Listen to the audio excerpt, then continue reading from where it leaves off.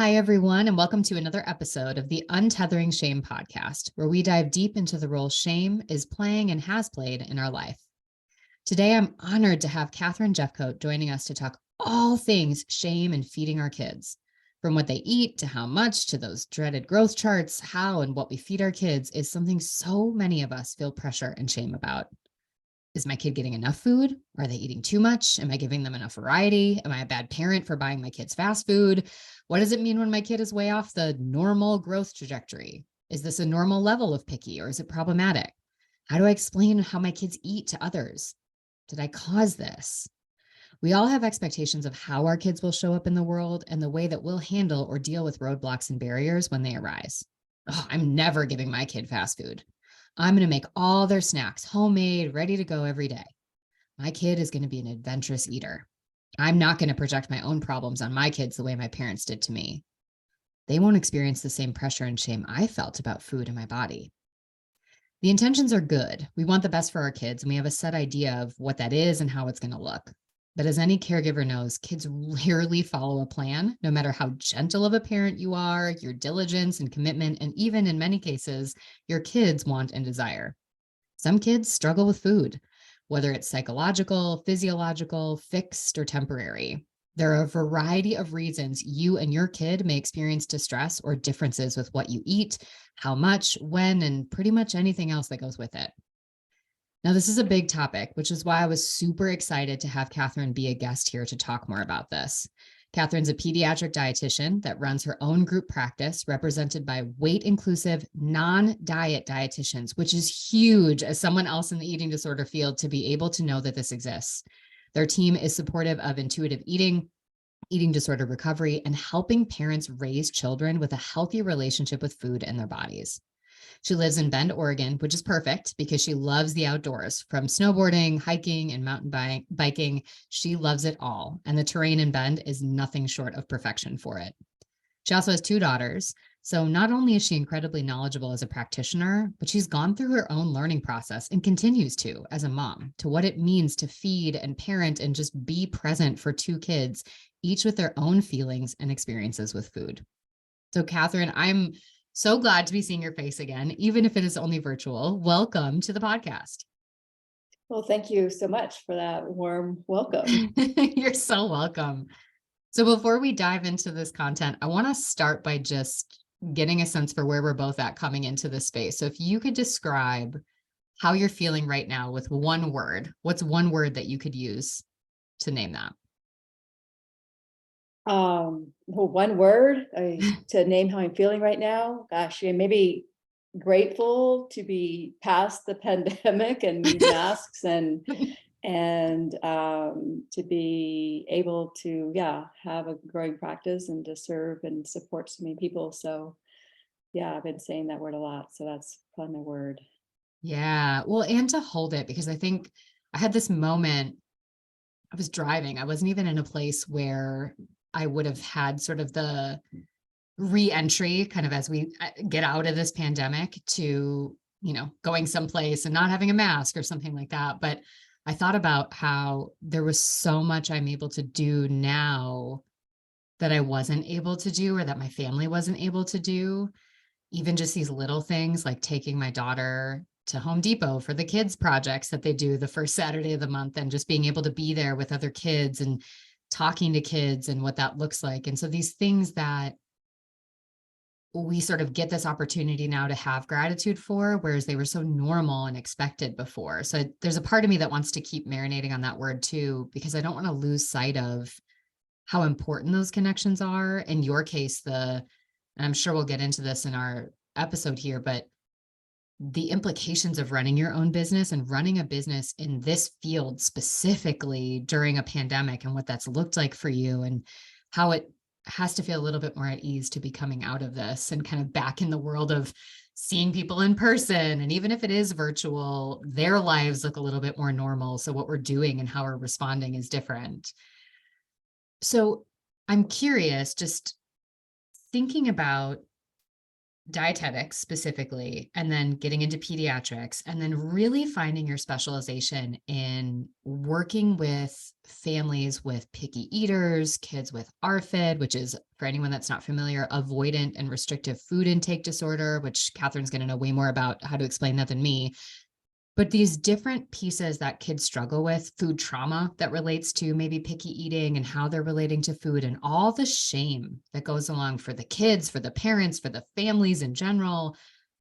How did you get here? How did this become your career path? Because I'm assuming you weren't 5 going, I want to do this.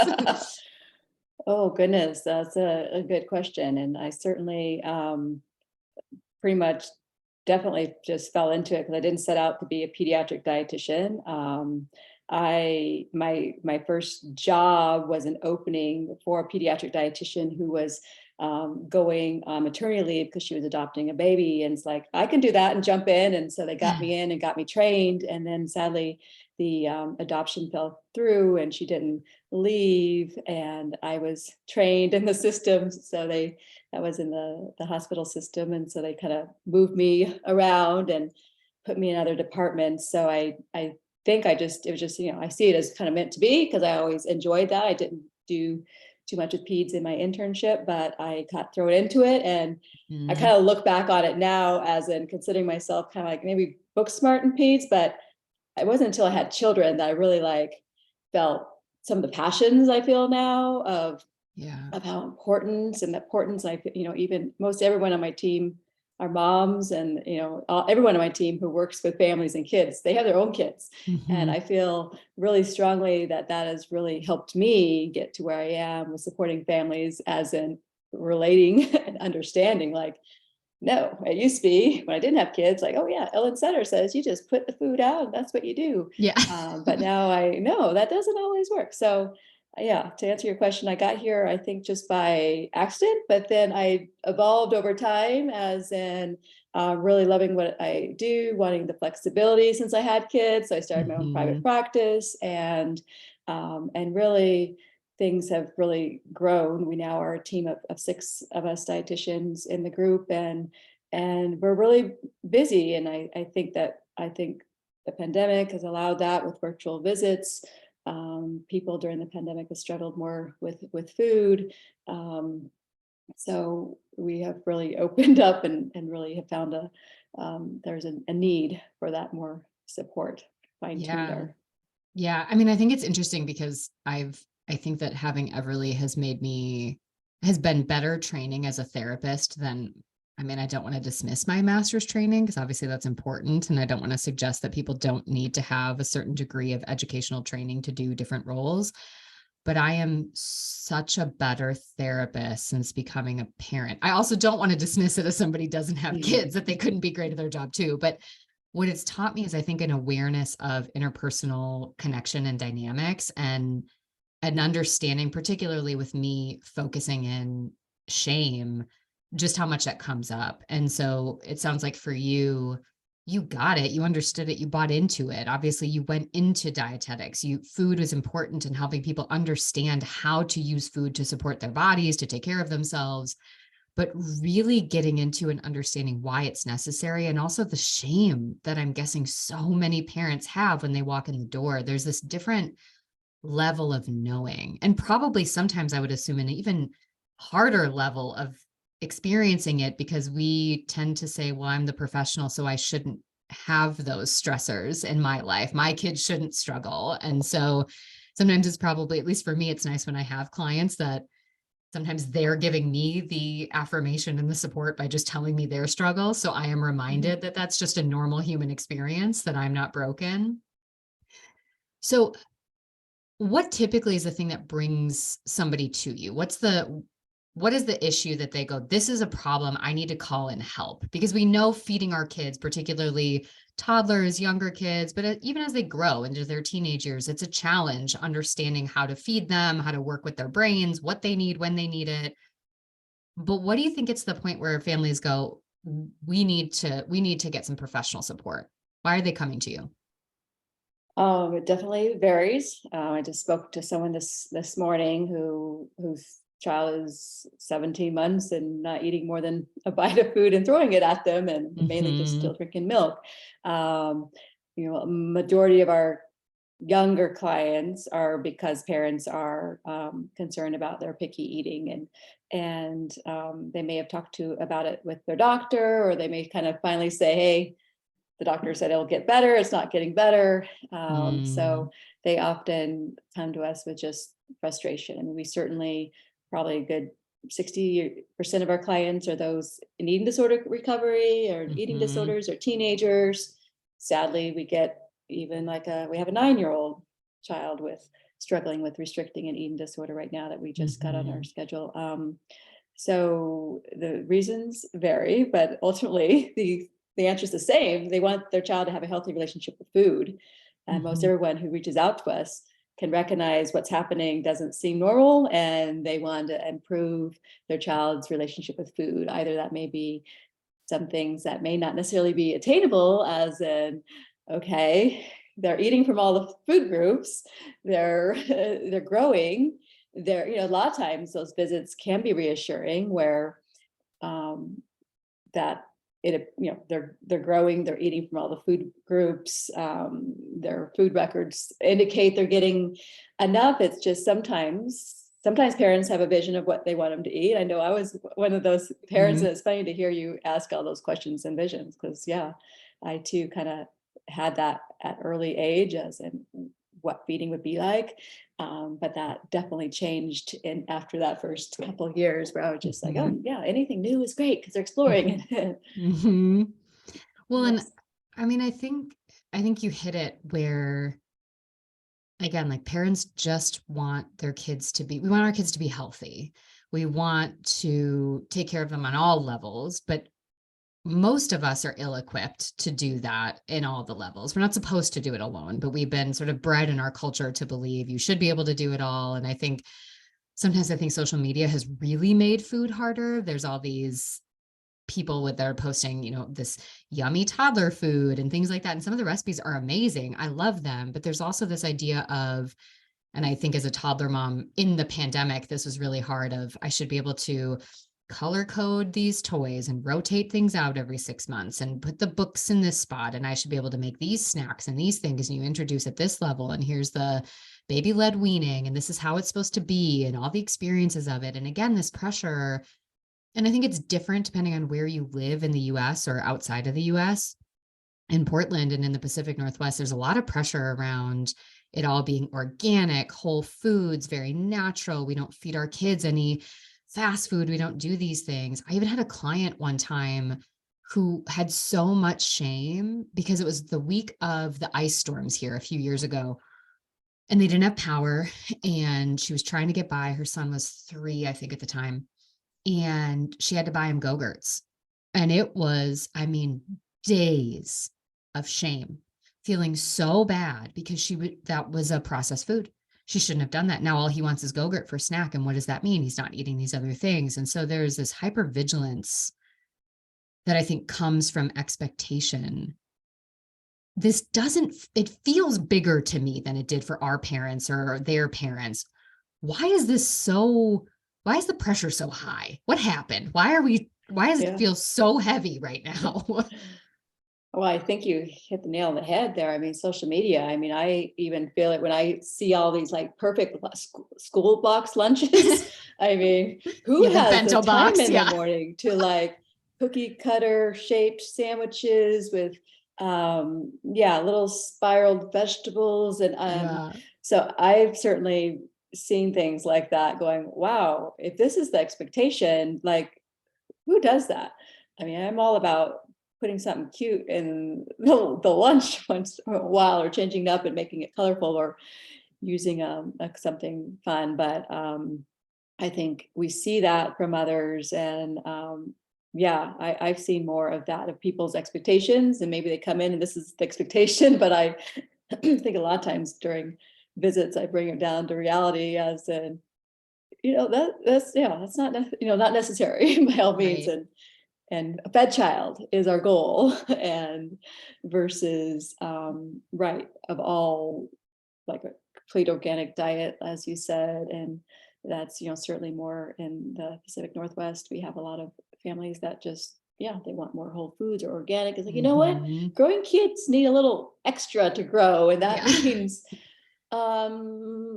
sugar, it's not like I'm saying give your kids sugar, but sugar is a lot of things, and it's, Mhm. those extra calories, and it's not gonna hurt them, but that's why, kids need extra, and that may mean if it's adding that Go-Gurt or adding Yeah. the combination, the important thing I like the parents to know is there is some research around as soon as we start restricting something and we make something forbidden, then the child automatically is going to want it more. Like if they see their Mhm. their friends have Go-Gurts, or they got it at one time, but now we can't ever get it again. Mhm. And so I always encourage families to have maybe it's like an 80-20 philosophy where maybe Mhm. 20% of the foods they give them are just kind of fun, and maybe they eat it and balanced, and gives the child some feeling of balanced and not missing out. Yeah. Well, I think it's such a panic. So it's something I think about too as somebody in recovery from an eating disorder that works with people with eating disorders that now has I mean, she's 3. I don't know how she'll identify, but she's biologically female. So for all intents and purposes, we're raising her female. And there's a lot of stories I have about my own recovery. I think was something that I was really committed to making sure I stayed the course throughout my entire pregnancy, early on as she was born, making sure that I had kind of unlearned some of those norms about my eating disorder was very rooted in restriction and then compensation behaviors, purging, laxatives, things like that.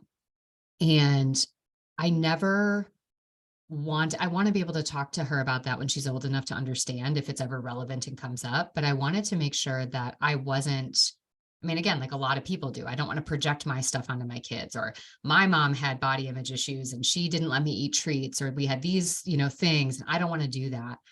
But it's such a struggle because it's also like, I mean, she didn't have bread for I don't know how long. Like we made bread and she would have things, but like she wasn't eating it all the time. Or like she didn't have like brownies and things like that for the first, I mean, I think at least till she was like 2.5. And a lot of it was like we just didn't have a lot of that. And we wanted her to be old enough to understand what it was so we could talk about it in relation to all foods fit. That's very much our model in our household is all foods fit. And if you eat only one food in isolation, whether that is a sweet potato or a brownie, your body's not getting what it needs. So what does that look like? But it's still really hard because sometimes when she just wants a cookie or we're eating dinner and she just wants to eat the bread type item, she's eating a hamburger, she asks for hamburgers purely because she wants to eat the bun. And then in your head, you're going, oh my gosh, I screwed up. I have to push this other food, which is also a problem because I think we we can impose our panic sometimes on our kids if it's, well, normally they eat this amount and this meal or this week they haven't been eating as much, or she's eating more than normal. What does that mean? Or she's wanting only these foods. So sometimes I would assume you see this a lot, that we get so worried that something has changed and we're kind of vigilant from the time our kids are really, really little, of like change is happening all the time and we're constantly having to adjust. So we're trying to correct and be ahead of the game. But a lot of the times these are just normal things. Sometimes kids eat more, sometimes they eat less. And that's when they're 3, that's when they're 14. They're eating at different rates. Sometimes their bodies need different things. They also cycle. So there are times where they might really only want a few foods, but that's not a problem always. There is sort of a spectrum of picky eating, or again, that sort of temporary versus fixed experience.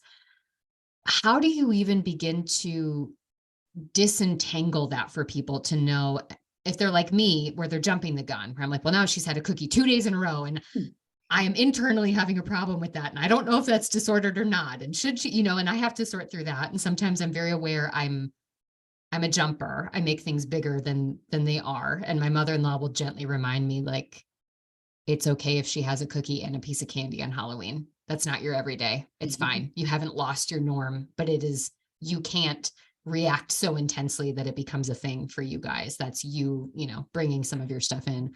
But how do they know that? How do parents and caregivers recognize, like, is this you projecting, reacting? Is this helpful panic? What do they look for? How do they know? Yeah, certainly how you describe that, I always like to, share with parents their reactions can, and it's certainly their last, the last thing that parents want is to certainly cause harm or make things worse. But a lot of times parents' reactions can make things worse if it's pressure, like as you described, if your child's only eating the meat out of the hamburger and they haven't eaten the bun and the balance and everything Right. else that goes with it. And then as soon as we put pressure on our child as a, oh, clean plate club. I mean, I grew up in a clean plate club, and that Mm, pressure of you gotta eat everything on your plate. And as soon as we put that pressure, that pressure, especially for any child that's susceptible for pickiness, especially if there's a sensory component, or that there's a reason that they're not eating that food, that there's a little bit more to it than um, and just choosing not, occasionally it's just, I choose not to eat that yeah, today. right, Occasionally that's right, it too. right. And there's more, there could be lots of scenarios, but as soon as we put that pressure, I like to call that the pressure cycle, as in a child, often it's kind of like that fight or flight response. It's like a lion just jumped in the room. They suddenly are no longer hungry if they're feeling pressure at the table. And this gets to be Mm, a cycle. So I see a lot of families struggle if they come to us with picky eating, that's getting worse and worse because they're worried their child's not eating enough, or they're not eating the right type of food. So they're putting the pressure yeah. on, and then their child's just eating less. And so the parents put more pressure on, and then the child's now not eating. Mhm. And so it's a vicious cycle. So I always try to bring families back to the philosophies of Ellen Satter, the dietitian and also therapist and feeding expert, who's been writing books. She was like my first, like, since the 80s, as in how to feed kids. And she's the gold standard around feeding children. Mhm. And that gold standard is the division of responsibilities, as in parents get to decide the what, as in what are we having, where are we sitting, and when are we eating, as in our schedule, our time of eating. And a child gets to decide how much and if they're going to eat. And so Mhm. really taking that off a parent's job, as in you can put the balanced food out there, but it's not your job to make them eat it. Mhm. And it's up to your child, they need to see, smell, and possibly taste, lick these foods Mhm. about 10 to 12 times before they even want to eat the new things that you're showing them. And Mhm. so it doesn't happen overnight. And by all means, right, it's again that 80-20 balance. Yeah, they had cookies. We don't want forbidden foods. Right. We can, the more we forbid it and say no, no, no more. I always like to say not on the menu tonight, but we'll put it. We'll work it back in this week if it's something they're asking for. But always go back to, yeah, parents decide, Yeah. and they can certainly make choices based on what they know their kids like, but really want to keep it in the parents' field of offering as much Yeah. as we can to prevent there being that push, tug, fighting, making it an issue, because then it becomes an issue. Yeah. Then it comes moms, parents are shorter to cooks now, or, Right. we don't, that's the last thing we want Well, and then it is, becomes, I think what you said, either they're fighting with their kids, they become kind of in this tension point of eat more of this, the kid's not eating, the parents are feeling like the kids are maybe being obstinate or pushing back, or they're worried, it just mhm, becomes this thing that it's not. Or on the flip side, they're panicked, their kid's not eating enough. So then, yeah, they're making all these different foods, they're doing all these different things. And I think it's super hard to remember. And again, having worked with kids at the partial hospitalization level of eating disorder work and an IOP, and which is intensive outpatient, so higher levels of care than the outpatient setting. You take your kid to a clinical visit with a therapist, dietitian. I feel like so much of what you're teaching families is to look for trends and experiences kind of in that realm, because that's one of the other things too, where we've only had, again, she's 3, so who knows what the rest of our life is going to look like. But we get this a lot where she loves fruits and vegetables, always has, just is obsessed. I mean, she likes fruit, and then tomatoes, which are technically fruit, and sweet potatoes are like her go-to. Like if I could have them every day, I would. But she loves all these other vegetables. I've tried really hard, and I think this is my own understanding of my story, where I spent so many years comparing myself to other people of am I a good enough therapist compared to this person? Am I a good enough partner compared to, or is my relationship as good as this one? You do a lot of that comparison piece. And so when I had Everly, there was a little bit of protection in the pandemic because I wasn't around other kids, other moms as much because we couldn't, because she was born and then a week and a half later, the world shut down. So I didn't have that same experience, but I try really hard now to not compare to, even when we do get together with our friends with kids, and people will make comments like, I wish my kid ate like yours did, or how do you sneak these things in? And how do you do this? And there's a lot of discussion, even around toddlers, that's really, I think, suggestive and kind of puts ideas in their heads sometimes too, of, now what does that mean that my kid doesn't eat this, or I have to sneak these things in, or it's a battle every time that we're going to eat this food, or I can only get them to eat carrots if I put them in carrot cake and these things like that. And it's the subconscious sort of relationship they're developing with food, even from that, is sort of problematic too. And so what I've learned, which I struggle with still in a variety of ways, is sometimes the best thing is to just not say anything. Like the hard and fast rule my husband and I have, and we have a lot of conversations with, our parents came from the Clean Plate Club, and I wasn't around my mom a lot because of my mom's own struggles with mental health and substance use. I moved in with different families, and I don't really remember a lot about how food was talked about with me. I just remember we never had conversations about kind of food balance or things like that. But my husband's family grew up like, yeah, you clean your plate. This is what it means. You're served these servings. And so now we have to remind them sometimes, like, no, we don't talk about food. When when my mother-in-law said like, oh, she had a good lunch today, she ate all this food up, we say, oh, she's not a good eater or a bad eater. We have to correct that a lot. And for us, we just have to say, we don't talk about it at all. We don't talk about food at all. The thing we'll remind her sometimes is if we're at the table and we say, oh, can I have another of this thing? Or can I have another thing of this? I'll say, well, I noticed that maybe we haven't tried these other things right now. And I don't know if this is the right answer. I think parenting is also humility of, I'm trying what works, but a lot of these conversations of what does balance mean and teaching her about different parts of food and why we need them. But there are still days where she absolutely did not want to eat anything else. She was like, nah, I'm good.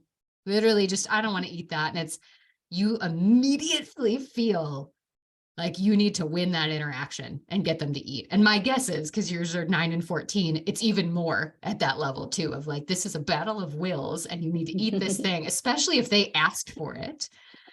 So is that sort of your recommendation for parents at the table, is like, just don't talk about it. Just let it be, just expose them to the food. But like you said, they're making those choices. Don't even comment. Or are there things that they could say that help reinforce the kid as the sort of autonomous leader of that, but does a little bit of the teaching along the way?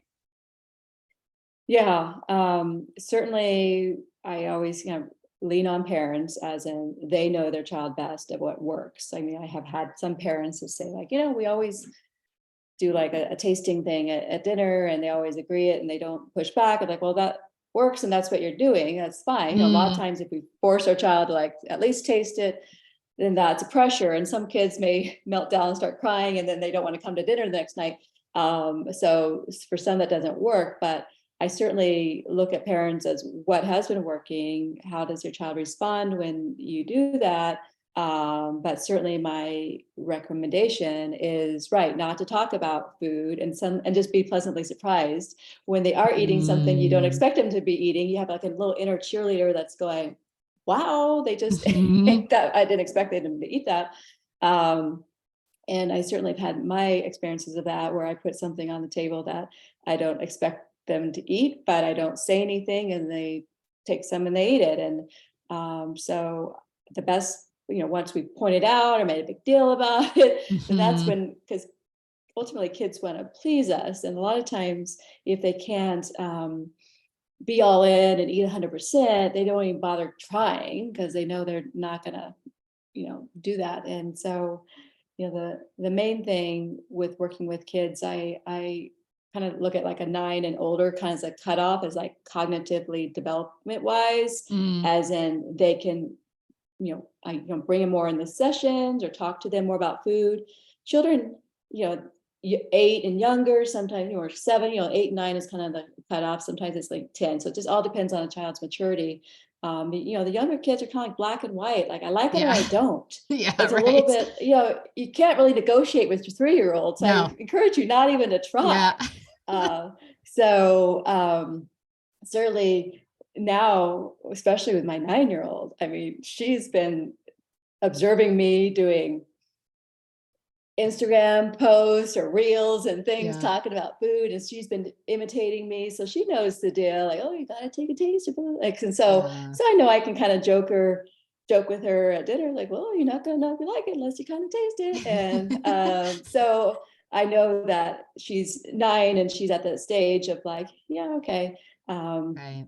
And so really I encourage the younger kids, trying to pressure them, know that they're cognitive where they're at, they're just not really ready to see things, as in you may kind of like it, you may, we don't, because I always like to rank food on a 1 to 10. Like we our favorites are 10s, our Mm, our hates are 0s, but there's a lot of 5s and 6s around there that a lot of the picky eaters are still avoiding the 5s and 6s. But to those we can make better, or there's still good foods when we're really hungry. A five would still be mhm. good. And so, and a 9-year-old and a 10-year-old can understand that a lot better, as in, I know it's not your favorite, but hey, that's what we have and it's lunchtime. So, Yeah. all right, they're willing to eat that. But a 3-year-old maybe like, oh, I like it or I don't. And it's Yeah. black and white.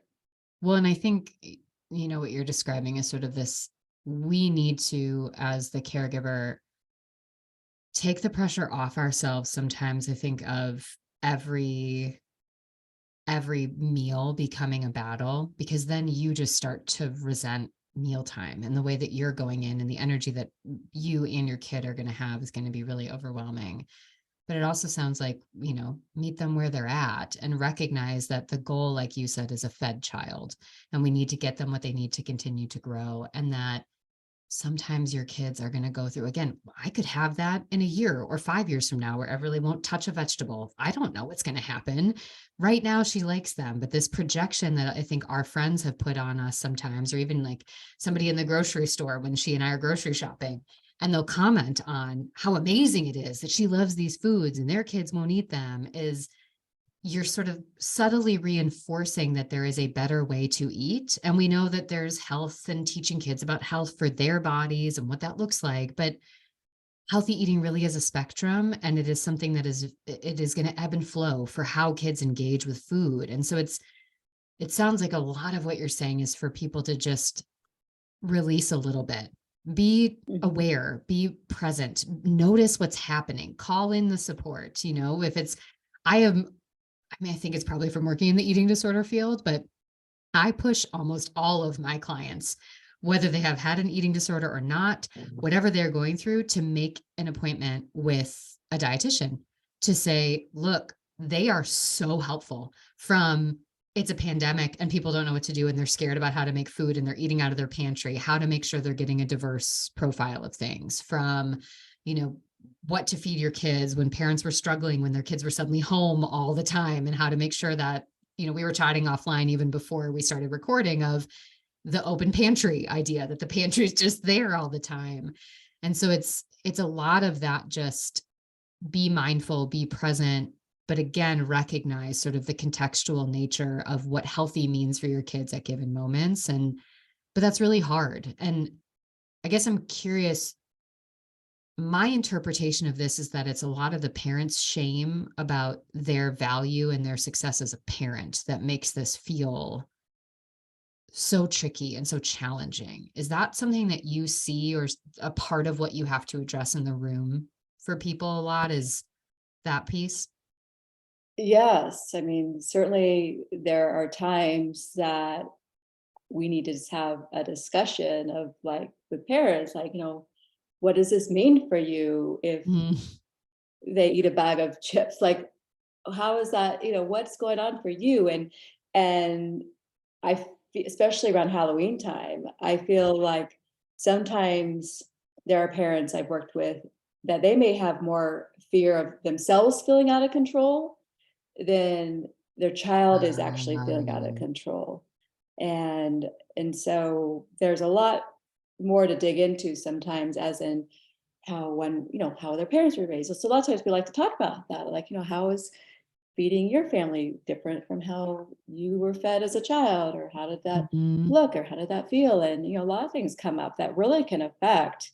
And certainly if a parent hasn't addressed their own, if they're not eating intuitively and Mhm. they themselves feel they have to restrict all the time to follow a certain diet, and that they would lose control if they sat down with a bowl of Halloween candy, then that's something that yes, they're going to project that on their Yeah. child, and that their child may feel the same feelings if that's how they're making, setting the stage, as in Mhm. hiding it, not allowing it, restricting it.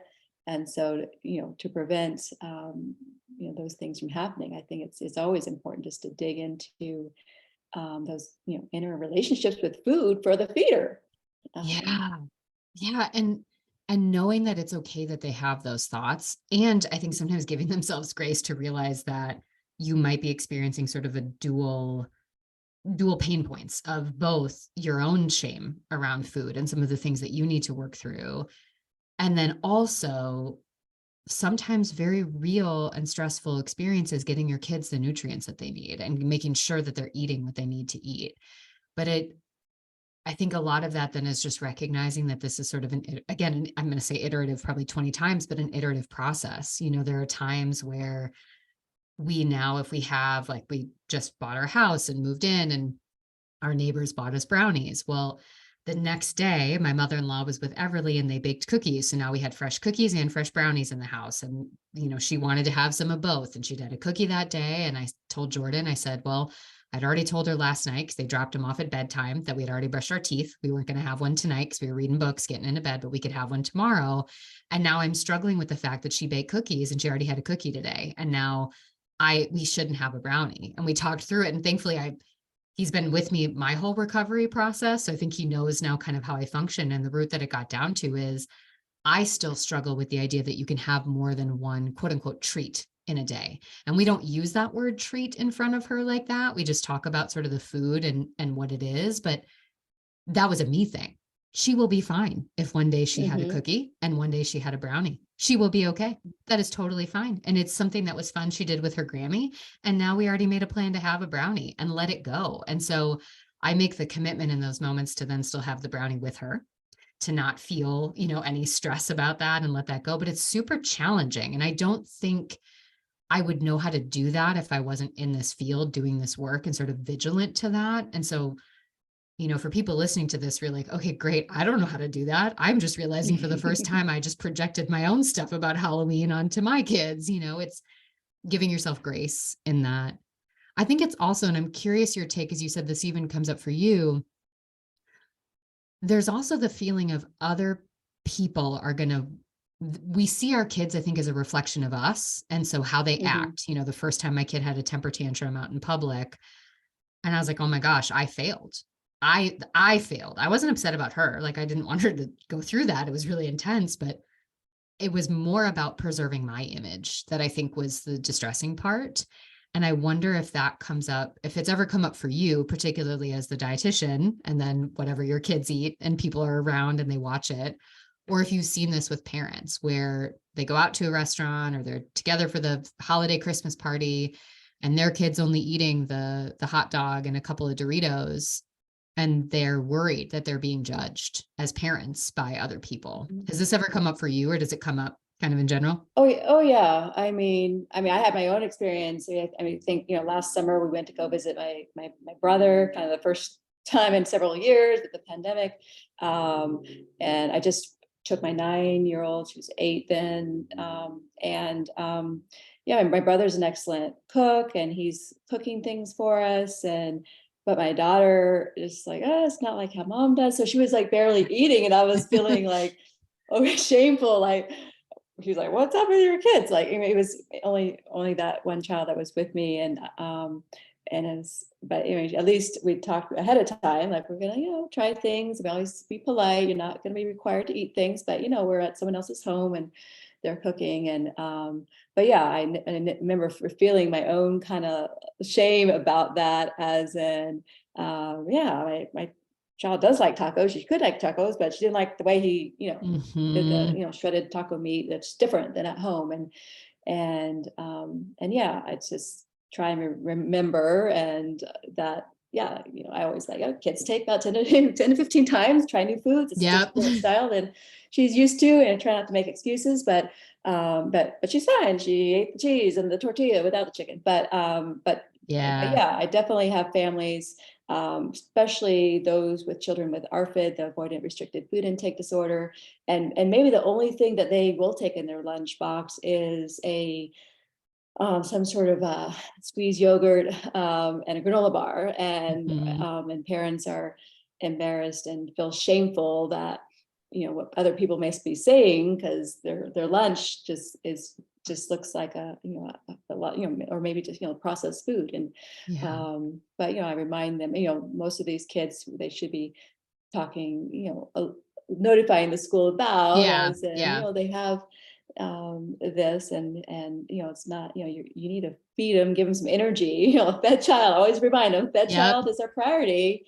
And if you know that the only thing they're going to eat is this Danimals squeezable yogurt, or the Nutrigrain bar to go with it, and that's all they eat, then they need to be fed, and that's okay. And trying to Hmm. give families reassurance that that's what we're working on. We're working Yeah. on them feeling more comfortable with other things, and if it helps just to talk to the school sometimes, as in, my child may not eat other things at school. This is what's going on. Yeah. Um, but And it's remembering too okay. that they don't owe anybody else an explanation. And I think that's really hard because we feel like we have to Mhm. explain our kids' behavior all the time. If it's, oh, this is just not the way I cooked it at home, and she's not trying to be rude, or this is this thing, or we do this way, and I see this a lot now. I think now as a parent, I'm much more aware of how often parents and caregivers, I think, are in that position. Maybe it's their own internal story, maybe they have felt judged, or people have made comments in the past, but there is a lot of that feeling like people are owed an explanation for why and how your kid is showing up in the world. And the reality is, as adults, most of us don't even quite know how to show up in the world most days. And when we think about our relationship with food, there's a reason why it's a $60+ billion health and fitness industry, because there is a really screwed up relationship with food in our body, and a lot of marketing that promotes sort of one ideal in terms of how we look and how we show up in the world. And so I think it's really giving kind of grace and space to realize that it doesn't really matter what other people think, and that your goal is, as the parent, is to try to do right by your child. And sometimes that means sitting with your own hard stuff, going through your own shame, sorting that stuff out. Sometimes it means calling in that professional support and realizing again to work through your shame in that. That doesn't mean you're failing. That doesn't mean there's something wrong with you. That means that this is you making the best choice for your kid. And it sounds like, just in general, sort of allowing for kids to have maybe a little bit more of a voice in the process, not necessarily being like no and dictating everything, but like you said, just us sort of stepping out of that control space a little bit and trusting more in our kids and their bodies, and really wanting to encourage that natural connection they need to develop with their body. And honestly, that they have innately when they're born, but need to work on Mhm. more. That's our goal, not for them to only do it Mhm. because we said so. Okay. Mhm. I'm curious, as we kind of pull all this together, because I know there's going to be a lot of people listening to this. They're like, this is exactly where I've been. This is something I'm struggling with. Some of them are already going to have some insights and ahas, but for some of them, it's okay, what's my next one thing I could do? And so if somebody's kind of like, yes, this is me, I'm struggling, my kid is a picky eater, or I've been projecting some of this stuff, they're in that space. What is maybe one takeaway? If you said, if you took nothing else from it, I want you to remember this. Be a role model, have family Mm, meals, and eat with your family and eat with your kids. And I think that's, that the one thing. So many families I do work with, they either like just feed their kids separately and then they eat later. They may have different work schedules. So, but the more you can just have a family meal, sit down with your kids, be a good role model, eat this, same foods they're eating, um, that is where it starts. That's the learning table. This is, children are learning. So I hardly call a 2 or 3 year old picky. It's more like Yeah, they haven't right. learned yet. They haven't discovered yet. Um, and so, but in order for them to discover, they need to see and smell new Yeah. foods. And if they're only like, if you're just cooking them their favorite food at 5 o'clock so you can eat later, they're not seeing a variety of other things, and they're not seeing you eat it, and they're not getting that smells and all the sensory part that goes in that. You need to see and smell, and ideally just allow them to touch and play with their food, Hmm. and realize that, that it's a marathon and not a sprint Hmm. to develop that improved relationship with food.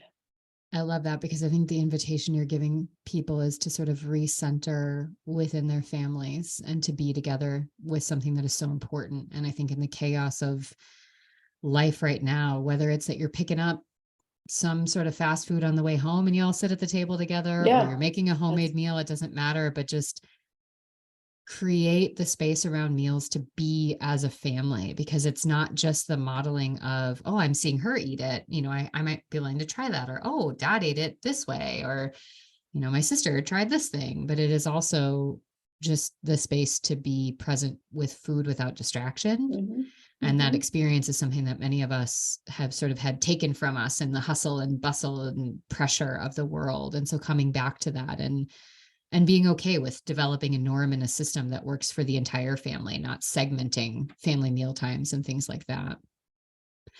And I guess maybe the last thing I'll add in, because you said it already, but to reiterate it for anybody else that's still feeling that, is, both Katharine and I talked about, we don't know all the answers with our own kids either, that there is a pressure as a Mhm. therapist, as a dietitian, that we won't go through these things, or we won't experience it, or that this is going to be easy for us. And it's not, because every kid is different. Every life is different. We're all learning as we go. And we maybe have some different tools or some words to put with the tools and what they're called, but that doesn't mean that we don't still have to call in our own support and have other people remind us that we're doing just as great of a job as anybody else, because we're just willing to give whatever 100% is that day.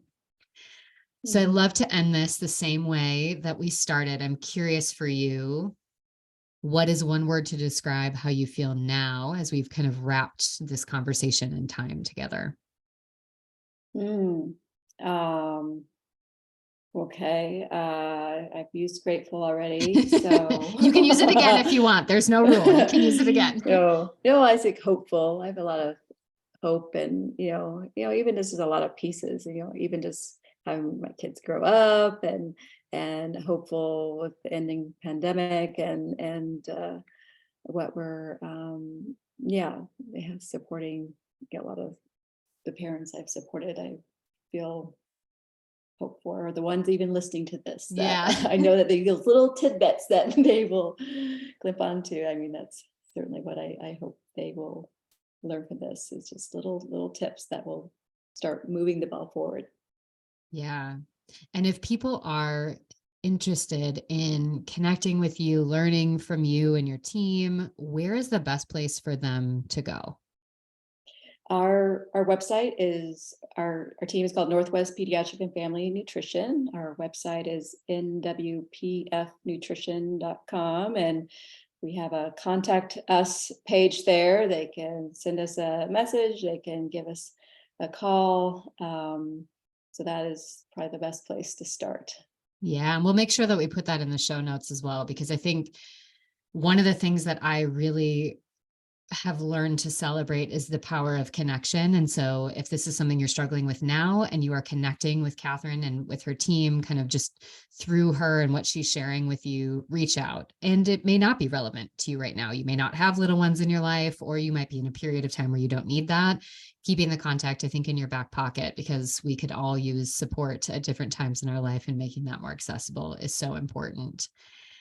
I feel just, I think, reinforced as a parent that I am just constantly learning and growing. And I appreciate this conversation, because I think it helped me recenter on some of the things that I'm still working through myself, and giving myself that grace and space. And also just thinking about, sometimes where pressure and shame come together to create panic and stress that doesn't need to exist. And I think that there's ways I can give my whole house a little bit more breathing room when it comes to some of this stuff and taking the pressure off a little bit more. And so I'm excited about kind of sitting with that. And I really appreciate just the opportunity to talk with you today. This has been wonderful. So for everybody listening, please make sure you check out Katharine's website, connect with her team, and just remind yourself again, just being present, being in it. This is a process. And as Katharine said throughout this podcast episode, we're looking at just a fed child, supporting our kids.